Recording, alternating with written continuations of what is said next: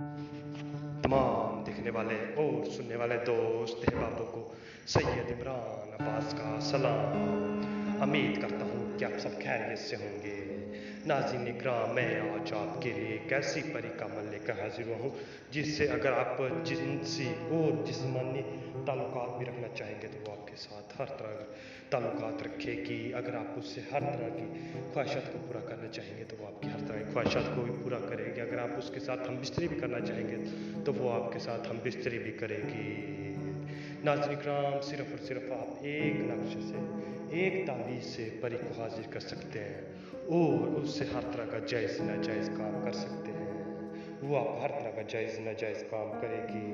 नाज़रीन इकराम, इस अमल को आपने पूरा देखना है और कहीं से भी मिस नहीं करना। जिस तरह मैं बताऊंगा उसी तरह आपने करना है। नाज़रीन इकराम, आपने ये अमल तजर्बा तौर पे नहीं करना, दिली तौर पे करना है कि मैं ये अमल करूंगा तो इंशाल्लाह मैं कामयाब होऊंगा। आपने ये नीयत रखनी है, ये नीयत नहीं रखनी अगर मैं कामयाब होगा तो माशाल्लाह, अगर ना हो तो फिर भी माशाल्लाह। आपने इस बात का खास ख्याल रखना है। अमल की जाना बढ़ने से पहले आप सबसे एक हमारी छोटी सी गुजारिश है, अगर आप हमारे चैनल पर नया तो हमारे चैनल को सब्सक्राइब कर दें और साथ में घंटी बटन को भी दबा दें ताकि हमारे नई वीडियो को नोटिफिकेशन के साथ मिलती रहे। चलिए अमल की जाना बढ़ते हैं। तो इस अमल को करने के लिए सबसे पहले आपने 1 किलो चावल, वो भी ज़कात, इस उसके सदका दे देना। इस अमल का 1 किलो चावल सदका दे देना इस अमल का।